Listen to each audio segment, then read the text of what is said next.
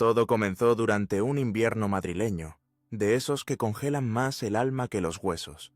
Llevábamos 12 años casados, Marisol y yo. 12 años que parecían una eternidad construida sobre promesas y complicidad. Nos conocimos en la Facultad de Derecho de la Complutense, donde ella destacaba por su brillantez y yo por mi tenacidad. Cuando comenzamos a trabajar en el mismo bufete, Gómez en Asociados, nuestros compañeros bromeaban diciendo que éramos el matrimonio perfecto, tanto en casa como en los tribunales, y quizás lo fuimos durante un tiempo. Pero la perfección, como bien saben los arquitectos de catedrales antiguas, siempre esconde grietas imperceptibles. Las primeras señales fueron sutiles, como gotas de agua que caen sobre piedra. No dejan marca visible de inmediato, pero con el tiempo, erosionan hasta lo más sólido. Primero fueron las llamadas que Marisol atendía alejándose de mí, luego las reuniones que se alargaban misteriosamente hasta la medianoche, y finalmente, ese perfume nuevo que jamás había comprado para nuestras cenas o encuentros. Recuerdo perfectamente el día que la duda se instaló definitivamente en mi pecho. Era un jueves de marzo. Habíamos quedado para cenar en Casa Lucio, nuestro restaurante favorito desde que éramos novios. Esperé una hora, 2 mensajes sin respuesta y 3 llamadas que se perdieron en el vacío. Cuando finalmente apareció, traía el pelo ligeramente húmedo y una explicación atropellada sobre un cliente difícil y una ducha rápida en el gimnasio del despacho. Su mirada evitaba la mía, como si temiera que pudiera leer en sus ojos lo que sus labios callaban. «¿Sabes, Carlos?», me dijo mientras jugueteaba nerviosamente con su copa de Rioja. «Creo que me van a ascender a socia. Estoy trabajando muy duro para impresionar a la junta directiva». Asentí y fingí alegría, pero algo dentro de mí se agrietó como un cristal golpeado. No era la ambición profesional lo que me inquietaba. Siempre había admirado su pasión por el trabajo. Era esa sensación visceral, primitiva, de que las piezas no encajaban correctamente. Los días siguientes me convertí en un detective improvisado, observando cambios que antes había ignorado. Contraseñas nuevas en su móvil, sonrisas misteriosas al leer mensajes, ropa interior que nunca le había visto antes. El hombre que había defendido casos complejos en tribunales, ahora buscaba pruebas en su propio hogar, sintiéndose un intruso en su propia vida. Una noche, mientras ella dormía, revisé su teléfono. No estoy orgulloso de ello, pero el miedo a la verdad era menor que el miedo a la incertidumbre. Entre sus correos encontré varios intercambios con Javier Montero, el socio director del bufete. Mensajes profesionales entremezclados con frases de doble sentido, planificaciones de reuniones estratégicas en horarios y lugares sospechosos. No era una prueba definitiva, pero sí suficiente para que mi corazón se encogiera hasta un tamaño imposible. «¿Estás bien, mi amor?», me preguntó una mañana mientras desayunábamos en silencio. «Te noto distante últimamente». La miré a los ojos, buscando en ellos a la mujer que había prometido amarme hasta que la muerte nos separara. Solo encontré una extraña que interpretaba magistralmente su papel. «Perfectamente», respondí con una sonrisa tan falsa como sus excusas. «Solo estoy preocupado por el caso Rodríguez. Ya sabes cómo me absorben los casos difíciles». Ella asintió, visiblemente aliviada. Qué irónico que me creyera tan fácilmente cuando yo mentía, mientras yo había creído durante años cada una de sus palabras.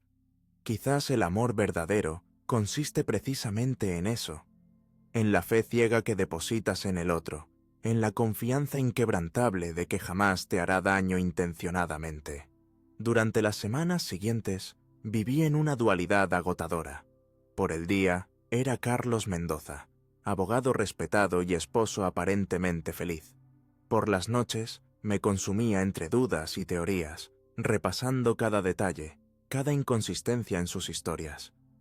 En el bufete, observaba disimuladamente las interacciones entre Marisol y Javier, miradas cómplices durante las reuniones, roces aparentemente casuales Conversaciones en voz baja que cesaban cuando alguien se acercaba. Lo peor no era la sospecha de infidelidad, sino la certeza de que aquello que consideraba sagrado, nuestra historia, nuestro hogar, nuestras promesas, había sido profanado. Cada recuerdo feliz ahora estaba contaminado por la duda. ¿Cuándo había comenzado realmente? ¿Cuántas veces me había mirado a los ojos mientras me mentía? ¿Cuántas noches había dormido a mi lado, después de estar en sus brazos? La incertidumbre me devoraba lentamente, como un cáncer silencioso que se extiende sin que puedas hacer nada para detenerlo. Los celos, esa emoción que siempre había despreciado por considerarla impropia de relaciones maduras, ahora me visitaban cada noche, susurrándome al oído historias que me torturaban hasta el amanecer. Pero más allá del dolor y la rabia, algo nuevo comenzaba a germinar en mí, la determinación. No sería la víctima pasiva de esta traición. No me limitaría a sufrir en silencio mientras mi dignidad se desmoronaba. Si mis sospechas eran ciertas, si el amor de mi vida realmente me estaba traicionando, entonces merecía conocer la verdad completa. Y más importante aún, merecía recuperar el control de mi propia historia. La determinación se convirtió en acción una mañana de abril, mientras desayunábamos. Marisol mencionó casualmente que tendría una serie de reuniones fuera del despacho durante toda la semana. Sus palabras sonaron ensayadas, como si hubiera practicado frente al espejo la entonación exacta para que sonara natural. Fue entonces cuando decidí que ya no podía seguir viviendo en la incertidumbre. Necesitaba pruebas, necesitaba certezas, aunque éstas destrozaran el mundo que habíamos construido. Esperé a que se marchara y llamé a Miguel, mi mejor amigo desde la facultad y actual informático forense, que colaboraba ocasionalmente con nuestro bufete en casos de delitos tecnológicos. Le pedí que nos viéramos urgentemente en el café comercial, en la glorieta de Bilbao. ¿Estás seguro de esto, Carlos?, me preguntó después de escuchar mis sospechas. Una vez que cruces esta línea, no hay vuelta atrás. A veces la ignorancia es una bendición. La ignorancia es una mentira piadosa que nos contamos para evitar el dolor, respondí, sintiendo como cada palabra pesaba como plomo. Prefiero una verdad que me destruya a una felicidad construida sobre mentiras. Miguel asintió con resignación. Entendía perfectamente lo que estaba en juego. Me explicó las opciones, desde software, espía para su teléfono, hasta rastreadores GPS. Me sentí como un criminal planificando un delito, pero la ironía era que yo era la víctima buscando pruebas de su propio sufrimiento. Hay otra opción, dijo finalmente. Podría revisar remotamente su correo corporativo. Como administrador de sistemas del bufete, tengo acceso legítimo. No sería exactamente ético, pero tampoco ilegal en sentido estricto. Acepté sin dudarlo. 2 días después, Miguel me entregó un sobre con copias impresas de correos intercambiados entre Marisol y Javier. La mayoría eran profesionales, pero había otros que confirmaban mis peores temores. Extraño tus manos sobre mi piel. Nuestro encuentro de ayer fue inolvidable. Este fin de semana en Barcelona será perfecto. Carlos nunca sospechará que no es un viaje de negocios real. Cada línea era una puñalada. Leí aquellos mensajes una y otra vez, hasta que las palabras perdieron su significado, hasta que solo quedó un dolor sordo y constante en el pecho. Descubrí que llevaban 8 meses viéndose a escondidas, utilizando viajes de trabajo y horas extras como coartada. 8 meses en los que yo había estado preocupándome por su cansancio, ofreciéndole masajes después de sus agotadoras jornadas, preparándole sus platos favoritos cuando volvía tarde. 8 meses siendo el marido comprensivo de una mujer que se reía de mi ingenuidad entre sábanas ajenas. Pero necesitaba más. Los correos probaban la infidelidad emocional, pero necesitaba, pruebas irrefutables de lo físico. No por masoquismo, sino porque sabía que Marisol era una abogada brillante. Ante cualquier acusación, encontraría tecnicismos, argumentaría ambigüedades, minimizaría la gravedad. Necesitaba algo tan contundente que ni siquiera ella pudiera negarlo. Contraté a un detective privado, Ernesto Vidal, un ex policía reconvertido que tenía fama de discreto y eficaz. Nos reunimos en un bar de Lavapiés, lo suficientemente alejado de nuestros círculos habituales. «Quiero fotografías, vídeos si es posible», le dije, sintiendo asco de mis propias palabras. «Necesito pruebas de que mi mujer y su jefe mantienen una relación física». Ernesto me miró con una mezcla de compasión y profesionalidad. Había visto cientos de casos como el mío, matrimonios desmoronándose bajo el peso de mentiras y traiciones. «Los tendrás, pero déjame darte un consejo. Prepárate para lo que puedas ver. A veces, la confirmación es más dolorosa que la sospecha». Durante las 2 semanas siguientes, viví en un limbo extraño. En casa, mantenía la fachada de normalidad mientras sentía que cada momento compartido con Marisol era una farsa elaborada. En el trabajo, me esforzaba por concentrarme en mis casos mientras evitaba cruzarme con Javier. Cada vez que lo veía en los pasillos del bufete, tenía que contener el impulso de confrontarlo, de gritarle que sabía lo que estaba haciendo. Ernesto me enviaba actualizaciones diarias. Marisol y Javier almorzando en un restaurante discreto en La Latina, compartiendo un taxi, entrando por separado en un hotel boutique en Malasaña. Fotografías que documentaban meticulosamente la destrucción de mi matrimonio, pero que aún podían interpretarse como encuentros profesionales, hasta que llegó el momento definitivo. Un jueves, Marisol me anunció que tenía que viajar a Valencia para un caso importante. Me besó distraídamente en la mejilla antes de marcharse con su pequeña maleta de fin de semana. 3 horas después, recibí un mensaje de Ernesto. Aeropuerto Barajas, Terminal 4, puerta de embarque para Barcelona, no Valencia. Está con él. Vienen fotografías. Las imágenes llegaron a mi teléfono mientras estaba en mi despacho. Marisol y Javier, cogidos de la mano cuando creían que nadie les observaba, besándose apasionadamente en una zona poco transitada del aeropuerto. La evidencia final que demolía cualquier posible explicación inocente. Sentí que me faltaba el aire. Salí a la terraza del edificio y respiré profundamente, intentando calmar el huracán de emociones que me devastaba por dentro. Rabia, dolor, humillación, pero sobre todo una profunda sensación de traición. No era solo la infidelidad física lo que me destrozaba, sino la elaborada red de mentiras, la frialdad calculada con la que habían construido su aventura sobre los restos de nuestro matrimonio. Esa noche, solo en nuestro apartamento de Chamberí, revisé todas las pruebas recopiladas: correos, fotografías, registros de llamadas, reservas de hotel. Un expediente completo de traición que cualquier juez consideraría irrefutable. Pero yo no buscaba una victoria legal, buscaba justicia emocional.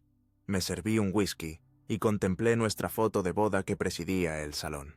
12 años resumidos en una imagen que ahora parecía pertenecer a otra vida, a otras personas. Pensé en confrontarla directamente, en pedirle explicaciones, en darle la oportunidad de confesar. Pero algo dentro de mí sabía que eso solo nos llevaría a más mentiras, a explicaciones ensayadas, quizás incluso a promesas vacías de cambio. No, esto requería algo diferente. Si ellos habían convertido nuestras vidas en un teatro, era justo que el desenlace también fuera dramático. No buscaba venganza en el sentido tradicional. Buscaba una revelación tan poderosa como la traición que había sufrido. Una exposición que les obligara a enfrentar la verdad de sus actos sin el confort de más mentiras o justificaciones. Con la determinación de quien aquí ha tocado fondo y solo puede emerger, comencé a diseñar mi plan. No sería una venganza nacida del impulso, sino una respuesta meticulosamente calculada. El bufete Gómez en Asociados celebraría en 2 semanas su 25º aniversario con una gala en el Hotel Palace, un evento al que asistirían todos los socios, abogados, personal administrativo e incluso clientes importantes. El escenario perfecto.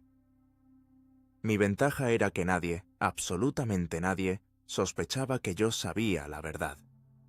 Para Marisol y Javier, seguía siendo el mismo Carlos de siempre.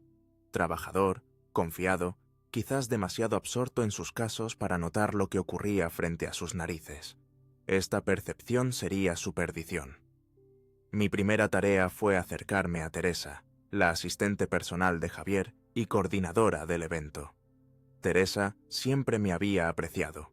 En más de una ocasión me había comentado que le parecía admirable cómo apoyaba la carrera de Marisol, incluso cuando eso significaba sacrificar tiempo juntos. «Teresa, estoy pensando en dar una sorpresa a Marisol durante la gala», le dije un día, mientras tomábamos café en la sala de descanso.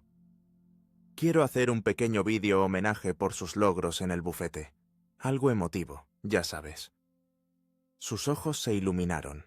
Teresa era una romántica incurable, siempre suspirando por cualquier gesto de amor que presenciaba. «Es una idea preciosa, Carlos. Puedo ayudarte a coordinar el momento exacto. ¿Tienes ya el vídeo?» «Estoy trabajando en ello», respondí con una sonrisa. «Pero necesitaré acceso al sistema audiovisual durante la gala. Quiero que sea una sorpresa total». Teresa no dudó en ofrecerme su ayuda, encantada de ser cómplice de lo que ella creía un acto de amor. Poco sabía que estaba ayudándome a escenificar el fin de una farsa. El siguiente paso era más complejo. Necesitaba acceso al sistema de seguridad del hotel, específicamente a las cámaras. Sabía que Marisol y Javier aprovecharían cualquier oportunidad durante la gala para tener un momento a solas. Siempre lo hacían en eventos corporativos, escabulléndose con la excusa de discutir algún asunto urgente. Para esto, recurrí nuevamente a Miguel. Le expliqué mi plan, no sin antes asegurarme de que entendía las implicaciones morales y legales. «Lo que me pides es éticamente cuestionable, Carlos», me dijo con preocupación. «Estamos hablando de manipular sistemas de seguridad privados». «No vamos a hacer nada ilegal», le aseguré. «Solo quiero acceso a las imágenes en tiempo real, no modificarlas ni guardarlas. Lo que ocurra después será consecuencia de sus propias acciones, no de las nuestras». Finalmente aceptó, más por lealtad que por convicción. Durante los días siguientes, Miguel trabajó en un sistema que nos permitiría interceptar la señal de las cámaras de seguridad del hotel y redirigirla a las pantallas del salón principal durante la gala. Un trabajo técnicamente complejo, pero virtualmente indetectable. Mientras tanto, yo mantenía la fachada de normalidad en casa. Incluso ayudé a Marisol a elegir el vestido para la gala, un elegante diseño rojo de Balenciaga que, según ella, era perfecto para una noche especial. La ironía me provocaba una sonrisa amarga que ella interpretaba como admiración. «Vas a ser la más elegante de la noche», le dije, besándola en la frente.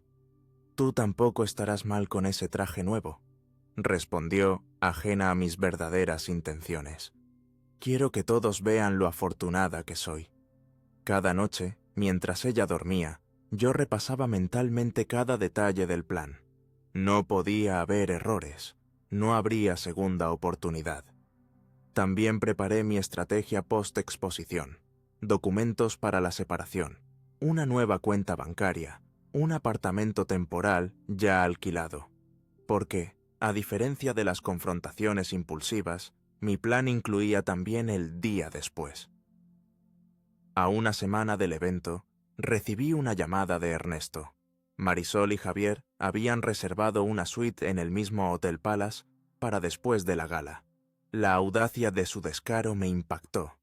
Planeaban continuar su aventura literalmente bajo el mismo techo donde cientos de compañeros, incluido yo, celebraríamos el aniversario del bufete. Esta información me proporcionó la pieza final del rompecabezas. Ya no tendría que esperar a que se escabullesen durante la gala. Podría seguirlos directamente a la suite. El plan era ahora aún más perfecto. La mañana de la gala, Marisol estaba visiblemente nerviosa. Atribuí su estado a la presión del evento, aunque sabía perfectamente que su ansiedad tenía otro origen. Me ofrecía llevar su vestido y accesorios directamente al hotel, donde tendríamos habitaciones para cambiarnos antes del evento. «Así no tendrás que preocuparte por nada», le dije con naturalidad. «Yo me encargo de todo». Su alivio fue evidente, y me agradeció con un beso que me supo a ceniza. Durante el trayecto al hotel, con su vestido cuidadosamente colgado en el asiento trasero, sentí una extraña calma. No era la tranquilidad de la resignación, sino la serenidad de quien sabe que pronto obtendrá respuestas. En el hotel me reuní brevemente con Miguel, quien confirmó que todo estaba preparado. El sistema que había diseñado funcionaba perfectamente. Con un simple comando desde su tablet, podría redirigir la señal de cualquier cámara del hotel a las pantallas gigantes del salón de gala. «¿Estás completamente seguro de esto?», me preguntó por última vez. «Habrá más de 200 personas. La humillación será pública», completé su frase. «Exactamente como debe ser. Ellos convirtieron algo sagrado en algo sucio y oculto. Yo solo voy a exponerlo a la luz». Las horas previas al evento transcurrieron en una nebulosa. Me vestí meticulosamente, revisé cada detalle de mi apariencia y me preparé mental y emocionalmente para lo que estaba por venir. No sentía nerviosismo, sino una extraña sensación de inevitabilidad, como si todo mi matrimonio hubiera estado destinado a culminar en este momento de verdad desnuda. La gala comenzó a las 8. El salón principal del Palace resplandecía con una decoración elegante y sobria, propia de un bufete de prestigio.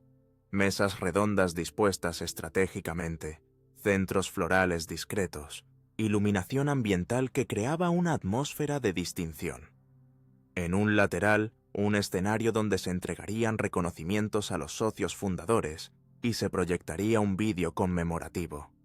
Marisol llegó radiante, captando miradas de admiración con su vestido rojo. Javier la saludó con una formalidad que solo yo podía interpretar correctamente. Durante la cena, mantuve conversaciones triviales, sonreí en los momentos adecuados, brindé cuando correspondía. Era el esposo perfecto en lo que sería su última actuación. A las 10:30, noté cómo Marisol se inclinaba hacia Javier y le susurraba algo al oído. Él asintió discretamente, y tras unos minutos, ambos se levantaron con excusas diferentes. Ella alegó necesitar retocarse el maquillaje. Él, revisar unos detalles del discurso que pronunciaría más tarde. Nadie prestó especial atención a estas ausencias momentáneas. Nadie excepto yo. Les di exactamente 5 minutos de ventaja antes de levantarme discretamente de mi mesa. Teresa me miró con complicidad, pensando que me dirigía a preparar la sorpresa romántica para Marisol. Le guiñé un ojo en silenciosa confirmación. El resto de comensales estaban demasiado absortos en sus conversaciones y copas de cava como para notar mi ausencia. Me deslicé por el pasillo lateral que conducía a los ascensores privados, donde Miguel me esperaba con su tablet. Su rostro reflejaba una mezcla de nerviosismo y determinación. «Están en la suite 512», me informó, mostrándome en la pantalla un mapa digital del hotel. «El sistema está listo.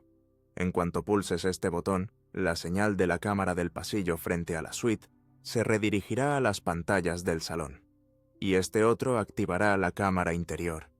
«¿Interior?», pregunté sorprendido. Creí que solo tendríamos acceso a las cámaras de los pasillos.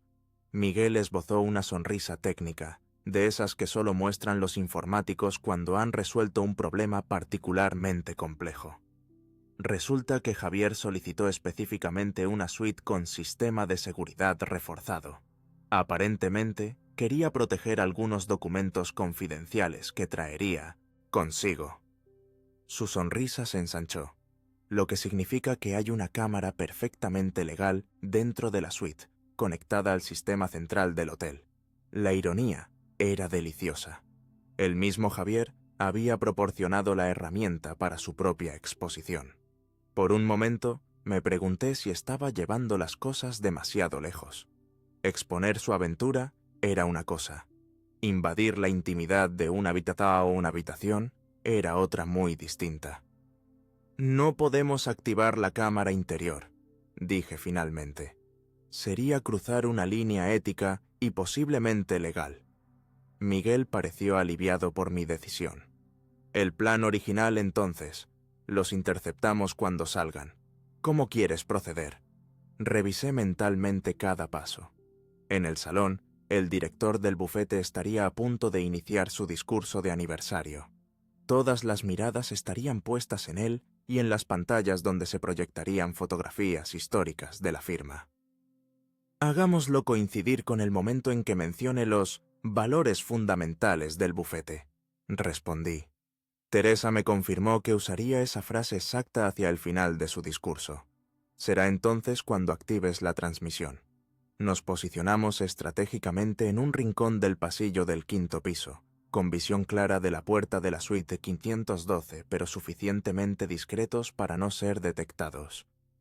A través del auricular inalámbrico que Miguel me había proporcionado, podía escuchar el discurso que se desarrollaba en el salón principal. La espera fue tensa. 20 minutos que parecieron horas, durante los cuales mi mente alternaba entre la determinación inquebrantable y destellos de duda. No sobre si merecían ser expuestos, de eso no tenía ninguna duda, sino sobre si yo merecía pagar el precio emocional que inevitablemente seguiría. Porque sabía que, aunque mi matrimonio ya estaba muerto, el funeral público que estaba organizando dejaría cicatrices en todos los involucrados, incluido yo mismo. A través del auricular, escuché al director acercándose al momento clave. Y si hay algo que ha mantenido a Gómez et Asociados en la cúspide durante estos 25 años, son precisamente nuestros valores fundamentales.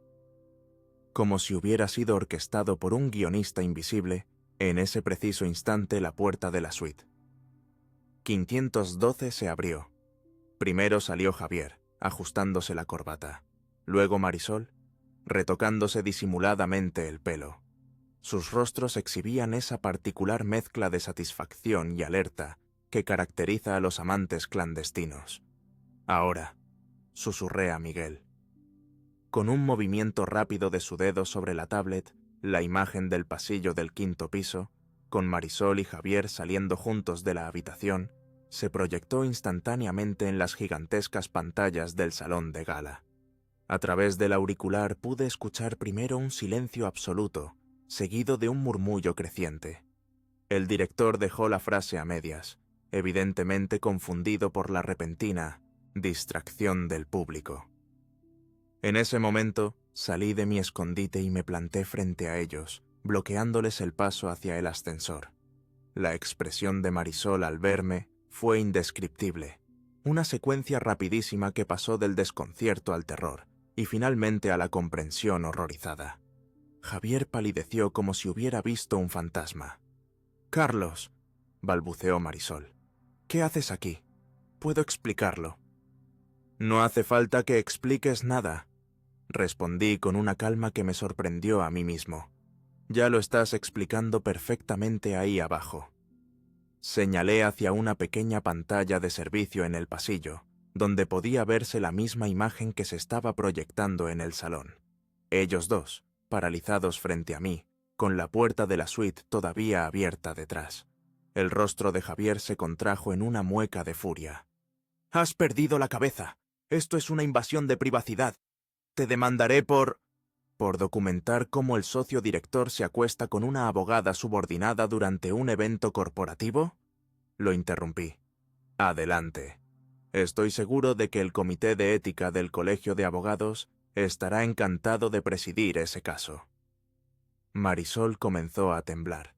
Las lágrimas arruinaban su perfecto maquillaje, creando riachuelos negros que descendían por sus mejillas. «¿Por qué así, Carlos?», sollozó. «¿Por qué de esta manera tan cruel?». La pregunta me golpeó como una bofetada. ¿Cruel? ¿Yo era el cruel en esta historia? Cruel es exponer la verdad, pero ¿no lo es mentir durante meses a la persona que juraste amar?, repliqué, sintiendo cómo la emoción finalmente agrietaba mi fachada de frialdad. ¿Cruel es mostrar lo que hacéis a escondidas, pero no lo es reírse de mí a mis espaldas? La crueldad, Marisol, comenzó mucho antes de este momento. En ese instante, mi auricular cobró vida con la voz frenética de Teresa. ¡Carlos! ¡Todo el mundo lo está viendo! El director ha parado el discurso. Hay un caos absoluto aquí abajo. No necesitaba su descripción para imaginar la escena. 200 personas, entre colegas, jefes y clientes, contemplando la prueba irrefutable de una aventura que comprometía la integridad de la firma. La perfecta imagen profesional de Javier y Marisol desmoronándose en tiempo real. «Deberías bajar», le dije a Javier. «Creo que tu discurso sobre los valores fundamentales del bufete necesita algunas revisiones urgentes». Él me miró con un odio visceral, pero también con el pánico de quien ve su carrera desvanecerse ante sus ojos. Sin decir palabra, se dirigió al ascensor con pasos rígidos. Marisol intentó tocarme el brazo, pero me aparté instintivamente, como si su contacto pudiera quemarme. «Te amaba, Carlos», murmuró. «A pesar de todo, siempre te he amado».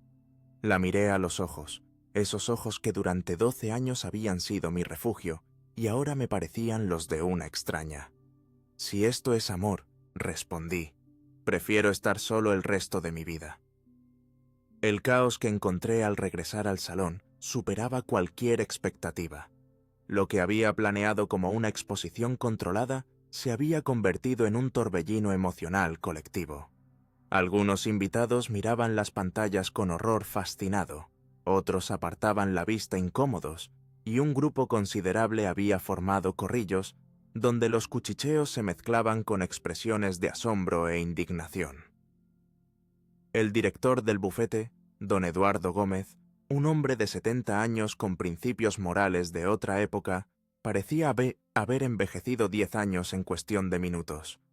La imagen en las pantallas ya no mostraba el pasillo del 5º piso. Miguel había tenido la sensatez de interrumpir la transmisión. Pero el daño estaba hecho. Lo sucedido quedaría grabado en la memoria institucional del bufete Gómez de Asociados con la misma contundencia que si hubiera sido esculpido en mármol. Teresa se acercó a mí con expresión desolada. «Carlos, yo no sabía... Pensé que preparabas una sorpresa romántica». «Y lo era, en cierto modo», respondí con amargura. Solo que la sorpresa resultó ser para mí durante meses. Los murmullos se intensificaron cuando Javier entró en el salón. Intentaba mantener una dignidad profesional, pero su rostro desencajado lo traicionaba. Se dirigió directamente hacia don Eduardo, probablemente para intentar controlar los daños. Pero el patriarca del bufete lo recibió con una frialdad que presagiaba tormenta. Varias personas se acercaron a mí, algunas con expresiones de solidaridad, otras con la inconfundible mirada del que huele un escándalo jugoso. Respondí con monosílabos, sin alimentar el drama pero tampoco negando lo evidente. No era momento de explicaciones. Cada uno extraería sus propias conclusiones. Decidí salir a la terraza del hotel para respirar aire fresco. Necesitaba un momento de soledad para procesar lo que acababa de hacer.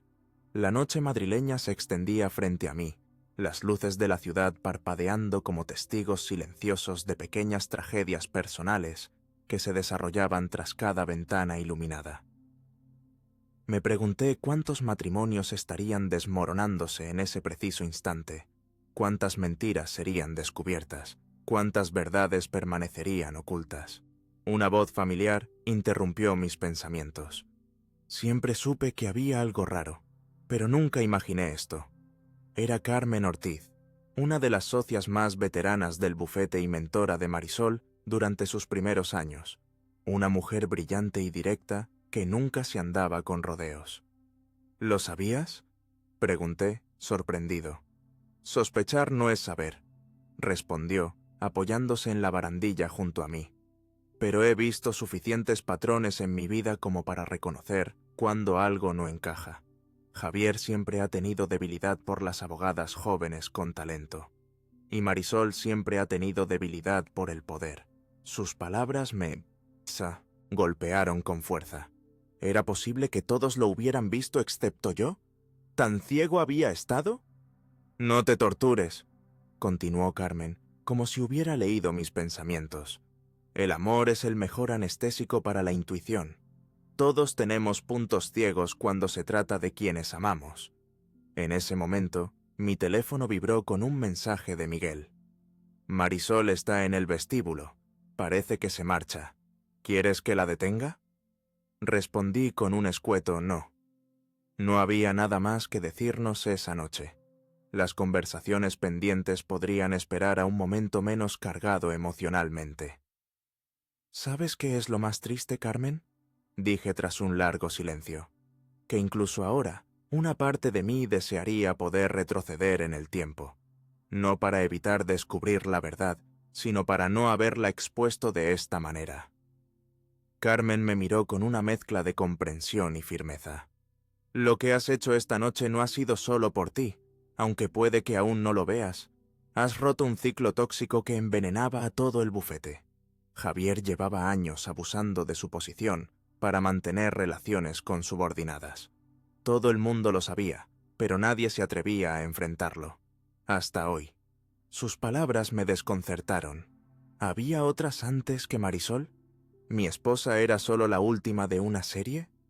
La idea me provocó una náusea repentina. No tenía ni idea, murmuré. Por supuesto que no. Él se aseguraba de que los maridos nunca lo supieran. Carmen hizo una pausa significativa, al menos hasta que tú decidiste que era suficiente. Una nueva perspectiva comenzaba a dibujarse en mi mente. Lo que había concebido como un acto de justicia personal adquiría ahora dimensiones más amplias.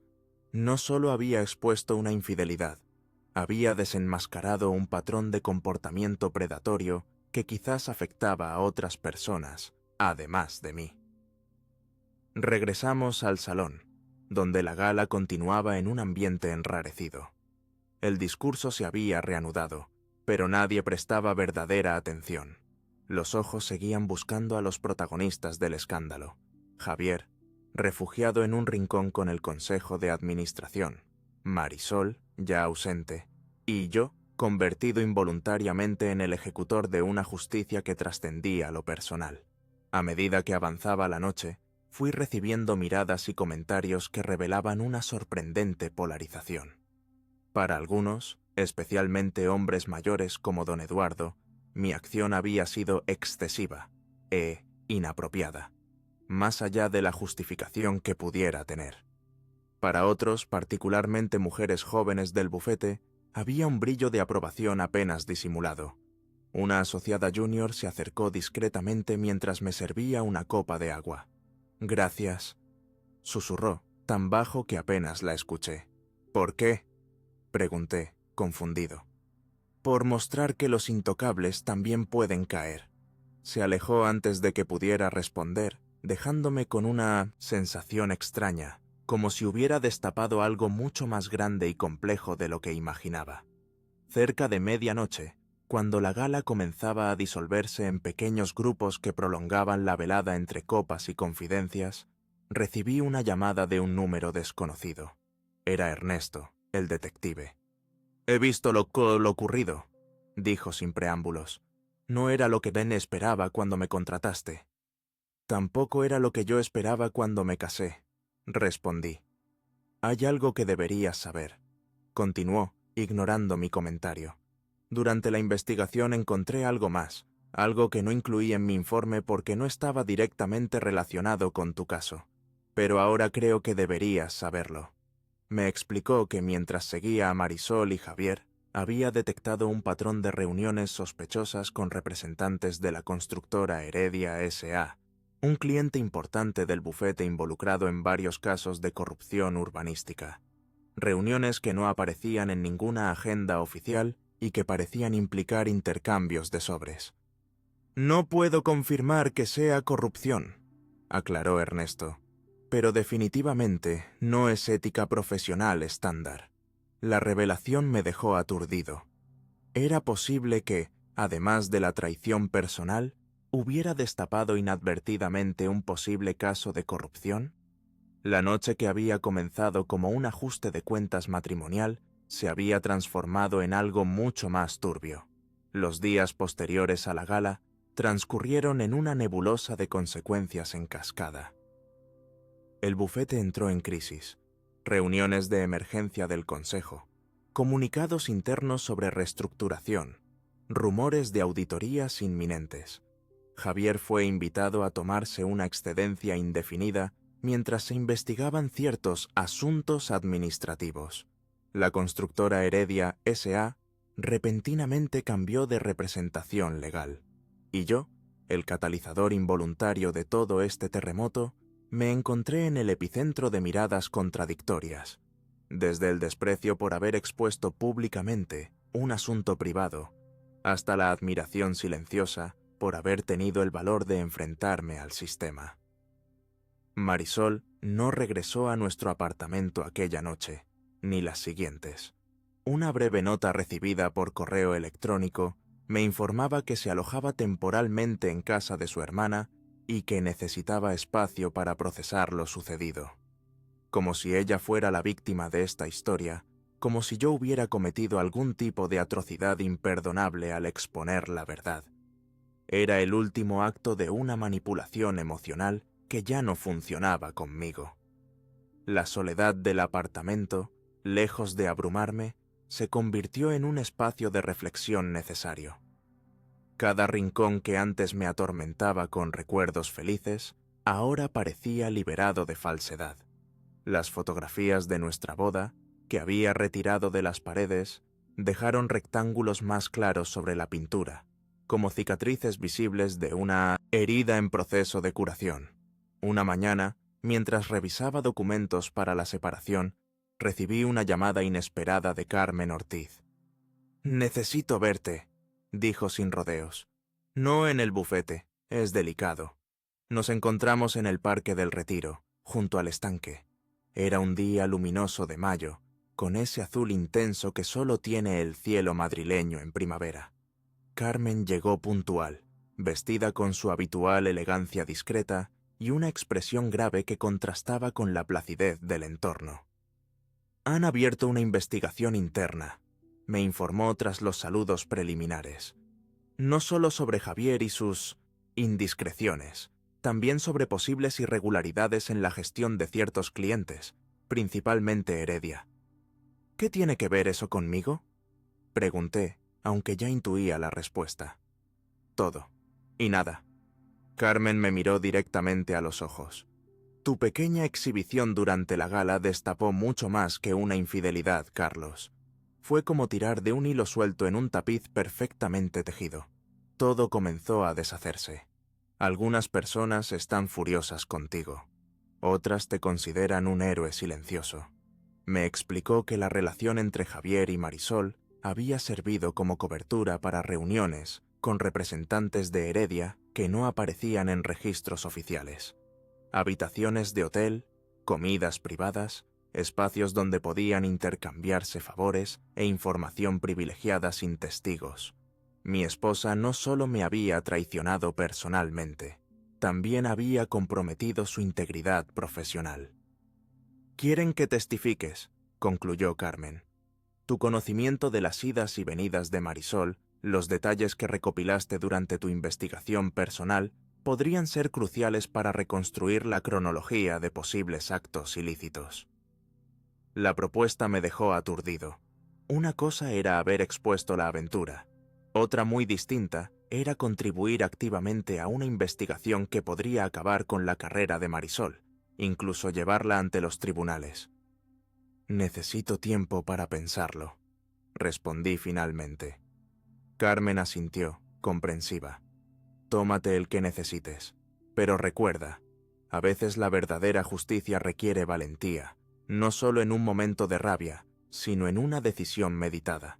Esa noche, solo en el apartamento, me enfrenté a una encrucijada moral que nunca había anticipado.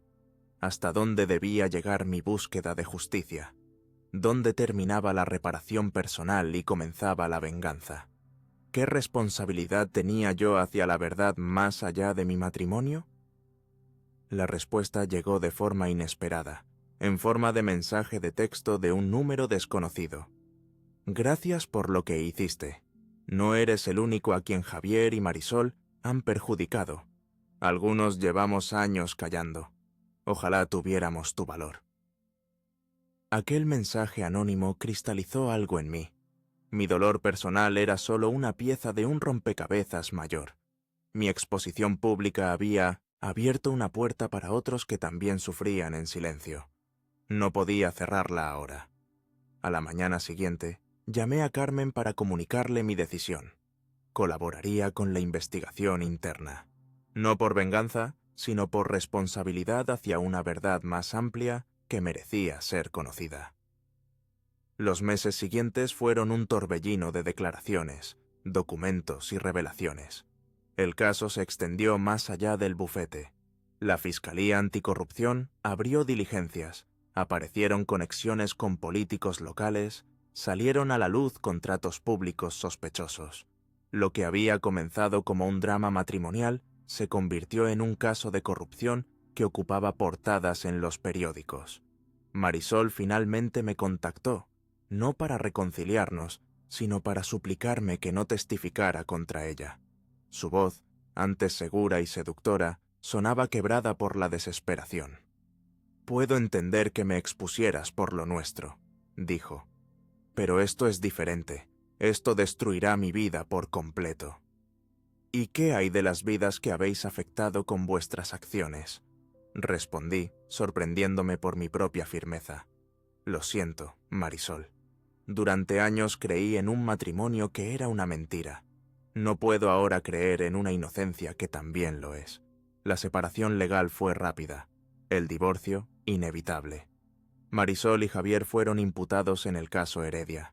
Algunos compañeros del bufete me evitaban, como si temieran contagiarse de mi capacidad para destapar verdades incómodas. Otros me trataban con un nuevo respeto, aunque mezclado con cautela. Mi posición en Gómez en Asociados se volvió insostenible. Demasiados recuerdos, demasiadas tensiones, demasiadas miradas cargadas de significados contradictorios. 6 meses después de aquella fatídica gala, presenté mi renuncia. No fue una decisión impulsiva, sino el paso lógico en un proceso de renacimiento personal. Carmen me ofreció unirme a un nuevo despacho que estaba formando con otros abogados descontentos con la dirección del bufete. Un lugar donde la integridad no sea negociable, según sus palabras. Acepté no tanto por la oportunidad profesional, sino por la posibilidad de construir algo nuevo sobre cimientos limpios. En mi último día en Gómez en Asociados, mientras recogía mis pertenencias, encontré una vieja fotografía en el fondo de un cajón. Marisol y yo el día de nuestra boda, sonrientes, confiados, creyendo en un futuro compartido que nunca llegaría a materializarse. La contemplé largamente, no con nostalgia ni con rabia, sino con una extraña paz. Aquellos jóvenes de la fotografía ya no existían.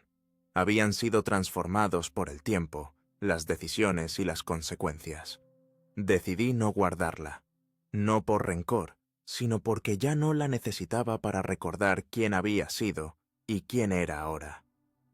Algunas cicatrices no requieren fotografías, quedan grabadas en el alma como lecciones imborrables. Al salir del edificio por última vez, sentí una liberación casi física. El sol de otoño caía sobre Madrid con esa luz dorada que parece bendecir incluso los momentos de transición. Respiré profundamente, saboreando el aire como si fuera la primera bocanada después de una larga inmersión. El camino no había sido fácil ni limpio. Mi venganza, aquella exposición pública que había planeado como un acto de justicia personal, había desencadenado consecuencias que nunca imaginé. Pero en medio de ese caos, había encontrado algo invaluable: mi propia voz, mi capacidad para enfrentar la verdad por dolorosa que fuera, mi valor para no ser cómplice del silencio. No era el final feliz que alguna vez soñé, pero era un final honesto. Y en un mundo donde la mentira se había convertido en moneda corriente, la honestidad era, quizás, el único tesoro que verdaderamente importaba conservar. Mientras caminaba hacia mi nuevo destino, comprendí que la verdadera venganza no había sido exponer a Marisol y Javier ante los demás. La verdadera venganza, si es que podía llamarse así, había sido recuperarme a mí mismo, romper las cadenas del engaño y reclamar el derecho a vivir sin mentiras, ni propias ni ajenas. Y eso, más que cualquier escándalo público, era una victoria que nadie podría arrebatarme jamás.